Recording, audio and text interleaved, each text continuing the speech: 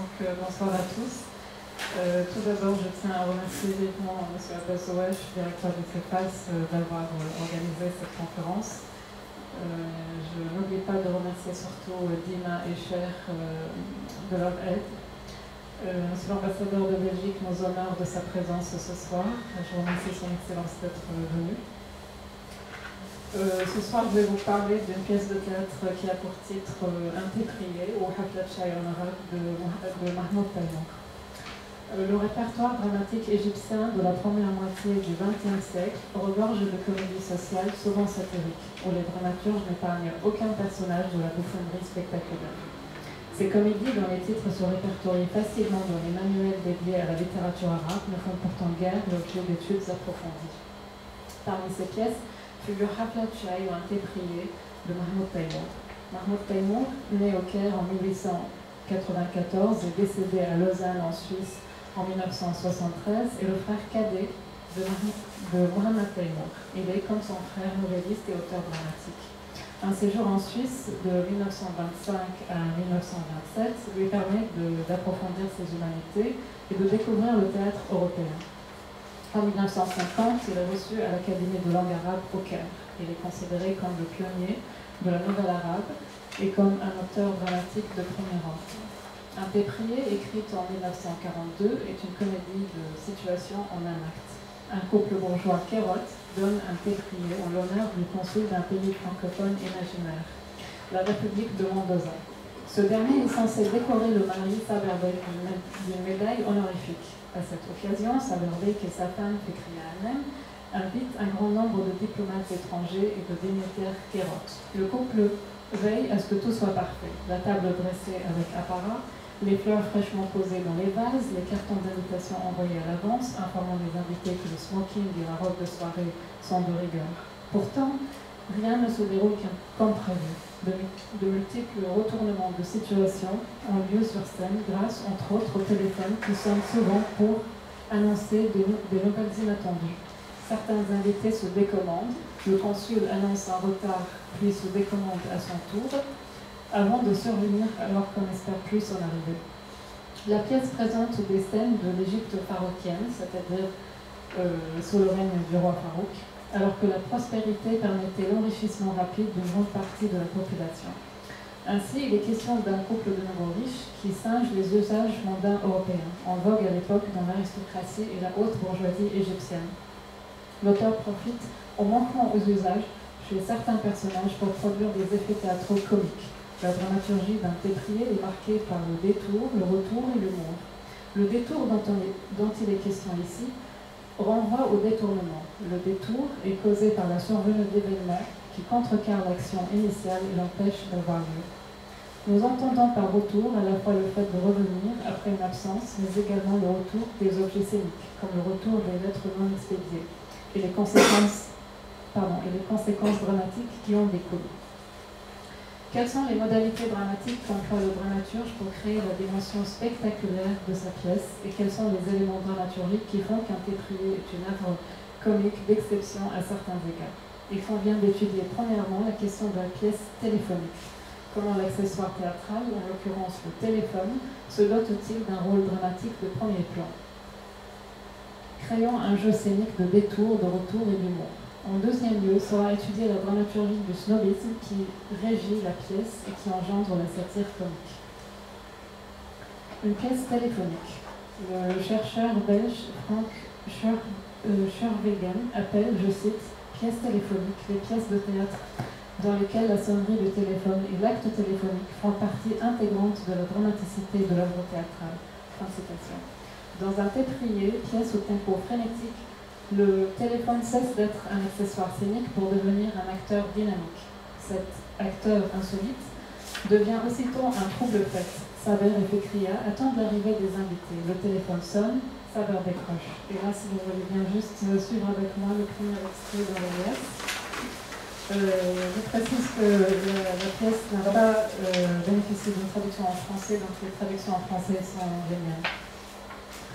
Saberbek, au téléphone. Allô, allô, oui, c'est ici, oui, pardon, Abdelgafour Pacha, le vice-ministre se décommande et son excuse. Pourquoi? J'espère que ce n'est pas grave. Il raccroche. Fikriya Hanem à Saberbek.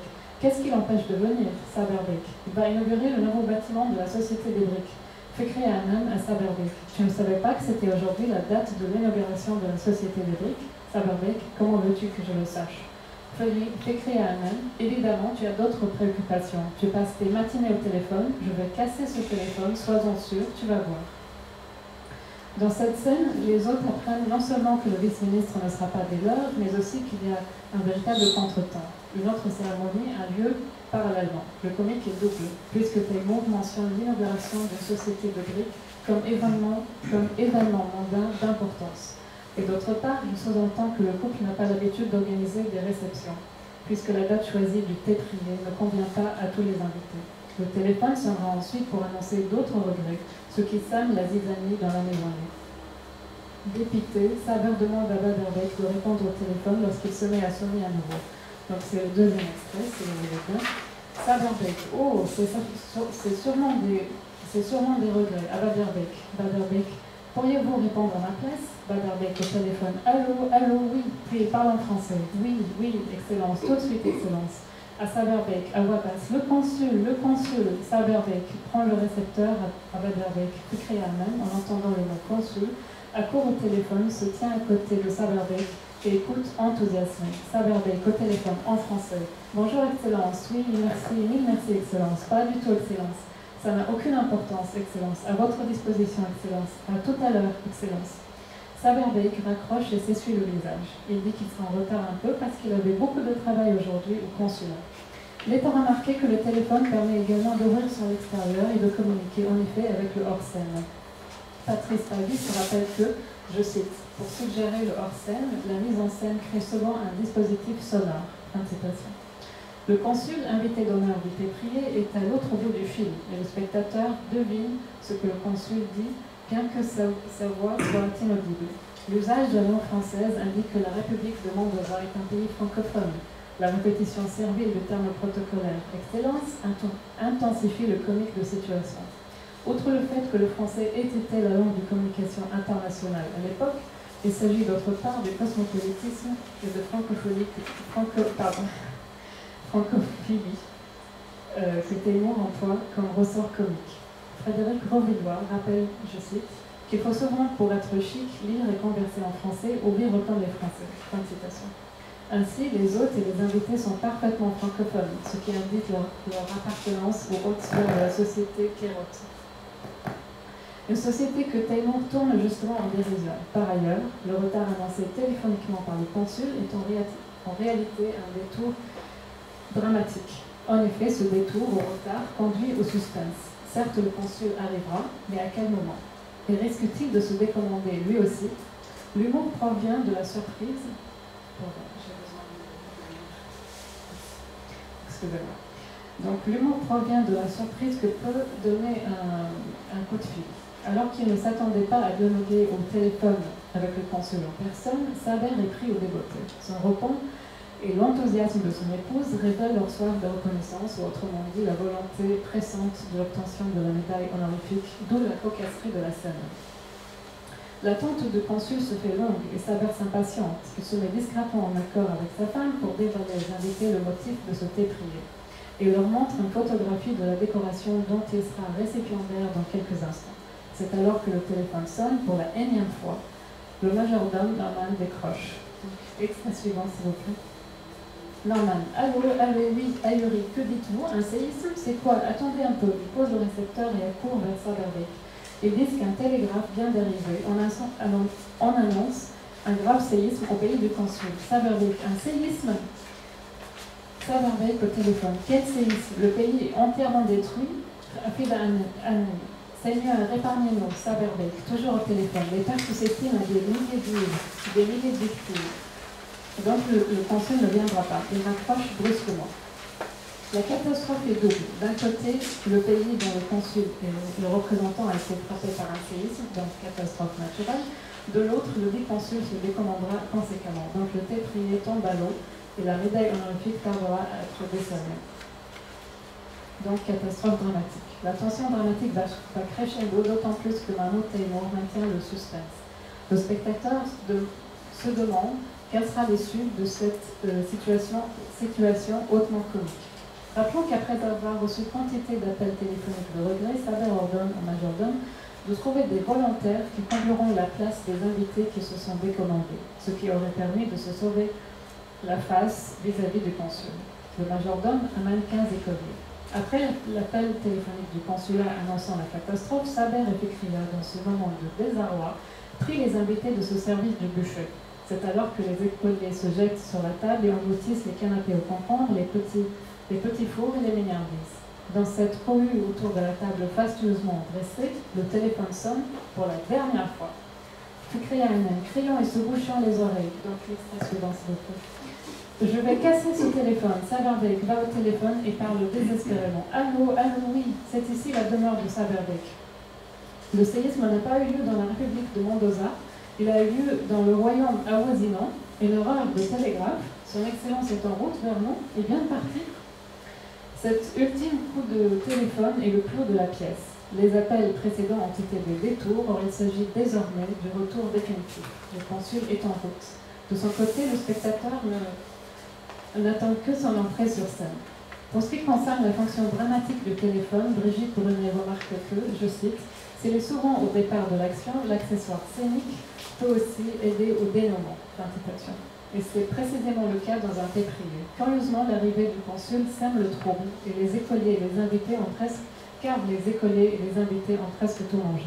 Il ne reste guère de canapé au concombre ni de mignardise, et la table est en total désordre.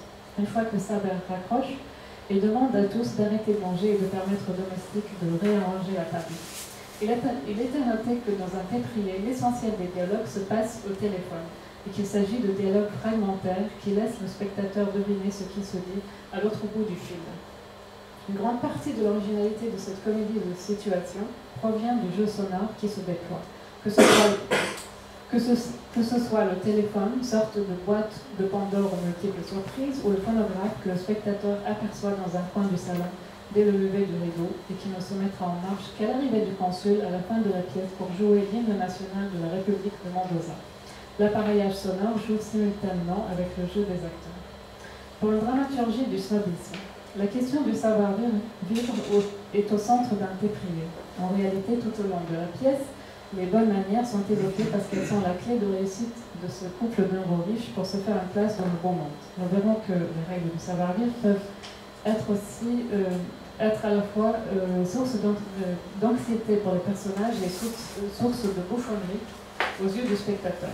Il s'agit dans certaines scènes de leçons de savoir-vivre qui permettraient probablement au spectateur de voir ou de passer en revue ses propres connaissances sur la matière.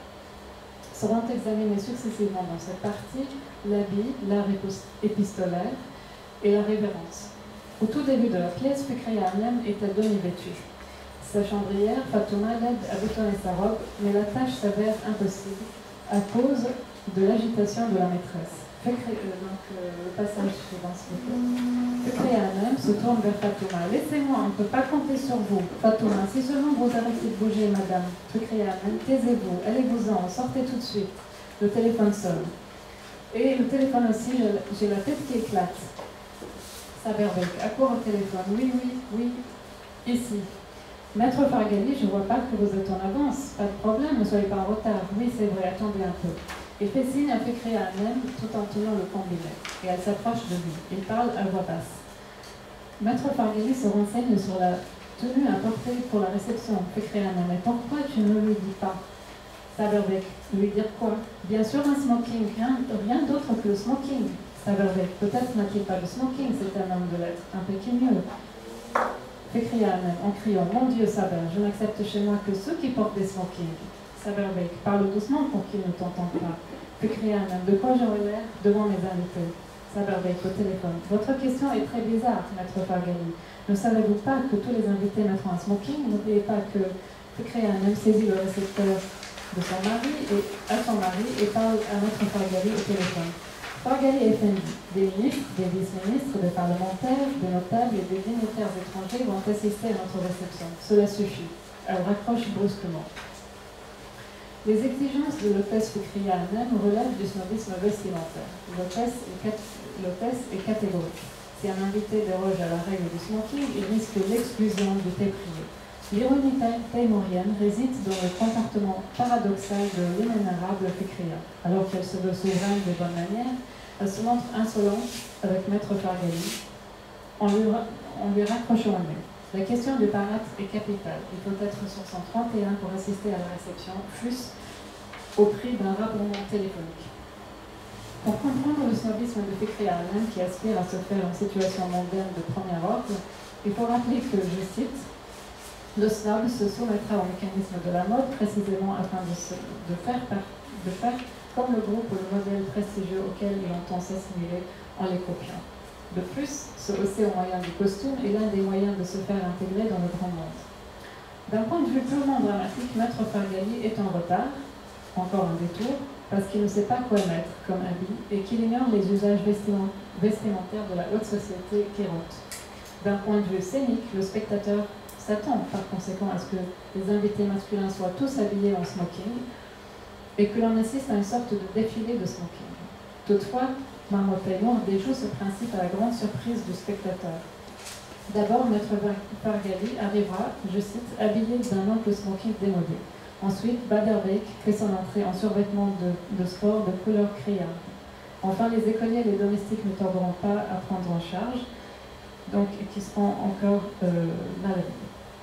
Taymour emploie l'inélégance vestimentaire des hommes et des enfants à des fins comiques. L'effet de surprise en est garanti. En contrepartie, Taymour ne ridiculise pas les femmes dans un pétri. Les dames, à commencer par Fikriya elle-même, sont bien habillées comme pour rappeler que la mode et l'élégance sont des préoccupations essentiellement féminines. L'art épistolaire, composante importante du savoir-lire, fait partie de la dramaturgie d'un téprier et engendre des scènes de détour et de retour hilarantes. La pratique épistolaire est l'un des moyens dramatiques les plus efficaces au théâtre en général. Mais Mahmoud Taymour surprend son public par l'usage de l'objet épistolaire. Alors que Saber et Fikriya attendent, en présence de quelques convives, entre le majordome Norman, muni d'un paquet de lettres. Donc l'extrait suivant, si vous voulez. Saber Bek à Norman. Et qu'apportez-vous? Norman, le courrier, monsieur. Le courrier, à l'heure pour en distribuer. Fikriya, c'est impossible, le courrier aurait dû être ici depuis ce matin. Mais Norman a oublié d'aller chercher. Norman, ce n'est pas de ma faute. Oncle Saïd, le portier, l'a gardé dans sa loge. Fikriya s'approche de Norman et lui arrache brutalement les lettres. Elle commence à les décacheter. Fikriya à Saber Bek, courroucé, en lui donnant les lettres décachetées. Des regrets. Badr Bek, des regrets. Comment? Fikriya c'est la faute à Saber. Il ne s'est pas rappelé que la réception d'aujourd'hui coïncide avec l'inauguration du nouveau bâtiment de la Société des Briques et une cérémonie au Club du Cœur. Fikriya le visage rouge d'irritation s'évente avec les lettres. Saber Bek. J'ai invité une cinquantaine et les regrets sont au nombre de 15 à peu près. Un bon nombre, raisonnable. Et Nayatanen, il ne reste que 35, un nombre largement suffisant pour une fête à la maison. La tension dramatique atteint son comble à la découverte de ces lettres de regret. Outre les appels téléphoniques répétitifs, Saber et Fikriya apprennent à leur grande consternation que d'autres invités se sont décommandés par écrit. Ces lettres bouffonnement fatidiques permettent le jeu scénique de Fikriya en provoquant ses courroux et en la poussant à s'éventer nerveusement avec les lettres. La problématique du choix de la date du déprié se pose à nouveau, laissant deviner que le couple n'a pas l'habitude d'organiser de réceptions mondaines d'une si grande importance. Dans une scène ultérieure, Mahmoud Taymour propose une scène symétrique de l'objet épistolaire. Le couple agité, regardant l'heure avancée, s'étonne à la vue de la chambrière Fatouma qui apporte des cartons d'invitation. L'extrait suivant, si vous voulez bien. C'est quoi ces cartons? Elle en prend un et l'examine et crie. Ce sont des invitations à notre téprier d'aujourd'hui, à Saber Bek. N'as-tu pas envoyé ces cartons d'invitation? Quelles invitations? Il en prend quelques-unes et lit. Mounir Bek, Daoud Pacha, Son Excellence le général de la République de Daghestan, le ministre délégué de Nairobi, Son Éminence Cheikh Abou Bakr. Seigneur, 10 invitations n'ont pas été livrées à ses destinataires. Comment cela se fait-il? Comment? Fikriya hérité. Apparemment, tu as oublié de les envoyer. Comment oublier? J'ai mis toutes les invitations sur le bureau depuis 5 jours pour demander au secrétaire de les distribuer lui-même. Fikriya de plus en plus irrité. Et pourquoi ne les as-tu pas envoyés par la poste comme les autres cartons d'invitation? Saber Bek, ce sont des invités, il ne faut pas les leur envoyer par la poste. criant j'étouffe, la fête se gâche, c'est évident. Afida Amen, la fête se gâche, comment cela se fait-il? On est combien à présent? Saberbek, Amen, nous sommes, il compte les invités. 1, 2, 3, 4, 5, 6, Fikria Amen. Tu t'oublies, nous sommes 7. Inayat Amen. 7 est un nombre fort raisonnable, une fête agréable à la maison. Le tout cœur que le couple se vante de recevoir ou fait prier n'arrivera jamais, puisqu'il n'y a pas été comblé. Cette nouvelle péripétie gâche la fête. Taïmour montre avec une ironie mordante que suivre les règles de politesse à la lettre peut engendrer l'effet inverse. Cet incident de carton d'invitation marque l'apogée de la maladresse de l'hôte, vraiment à la situation initiale. Le comique aux multiples facettes est accentué par la répétition qui est un mécanisme de l'écriture comique. Quand Inayat Anan réplique d'abord « Il ne reste que 35 invités à venir, un nombre largement suffisant pour une fête à la maison » et répète une seconde fois « 7 est un nombre fort raisonnable, une fête agréable à la maison », elle tente certes de remédier à la situation fort embarrassante des hôtes désemparés, mais elle se montre bouffonne elle-même parce qu'elle fait penser à un automate qui répète les phrases toutes faites, d'où l'hilarité que provoquent ces répliques. Mahmoud Taïmour a recours à un autre composant du savoir-vivre. Il s'agit de la révérence solennelle réservée aux grands dignitaires. Les invités s'apprêtent à recevoir celui qu'ils pensent être le consul. L'extrait suivant, s'il vous plaît. La porte s'ouvre, les quatre présents au salon se prosternent par respect pour le consul. On découvre que l'arrivée n'est autre que Baderbek. Il porte des survêtements de sport de couleur criarde, un monocle sur la gauche et sa femme Inayat est habillée à la pointe de la mode. Les quatre lèvent la tête ahurie. Puis crie Anna, mais où est donc le consul? L'auteur tourne en dérision l'obsession des bonnes manières chez les personnages qui espèrent faire bonne impression auprès du consul. S'ils avaient pris le temps de vérifier l'identité des arrivants, ils n'auraient pas commis cette erreur révérencieuse. Le quiproquo est dû à l'application des lettres. Le quiproquo est dû à l'application des règles protocolaires au pied de la lettre. Après la déception, il s'agit du retour à la case départ. Il faut encore attendre l'arrivée de l'invité d'honneur. Autrement dit, Taïmour produit un nouvel effet d'attente avec une péripétie. Baderbek n'est pas bien habillé, il déçoit la maîtresse de maison et va faire tâche parmi les invités. À la fin de la pièce, quand arrive le temps attendu du consul, il est reçu comme il se doit. Donc si vous voulez bien, c'est le dernier extrait. Fatoma entre précipitamment. Son Excellence le consul est arrivé. Son Excellence le consul est arrivé. Tout le monde s'apprête. Peu de temps après, entre le consul, il marche d'un pas digne et lent, suivi du brigadier, qui porte à la main un écrin de velours entrouvert, laissant voir la médaille. Saberbek, qui fait crier un homme, s'avance d'un pas, se prosterne et disent « Excellence ». Les autres se prosternent et disent d'une seule voix « Excellence ». Norman pas au phonographe, elle met en marche un vinyle de l'hymne national de la République de Mendoza. Afida Amen devance au long et va vers le consul. Elle lui tend la main, il se penche, il la lui baise. L'entrée en scène du consul est des plus spectaculaires. La solennité de la scène est singulièrement théâtrale et permet de clore le jeu intempestif de la pièce. En ce qui concerne le jeu de l'acteur, la scène permet de tirer la révérence avant l'heure, juste avant que le rideau ne tombe. C'est Afida Anan qui mène le jeu parce qu'elle est la douairière parmi les autres personnages féminins.